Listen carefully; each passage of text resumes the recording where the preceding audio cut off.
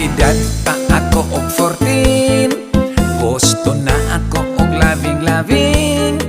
Ang bata ko nga kasing-kasing, nangandoy makakita na girlfriend. Nagtuon akong susigarilyo, aron ingnon nga ulitaw. Niinom ako stuba o bino, aron lang sila mobilib tagayo. Si nanay ko maoy nakaapan, kay di makamao siyang mo understand. Makainom gani ako punalan, lusion pa ang akong galonggan.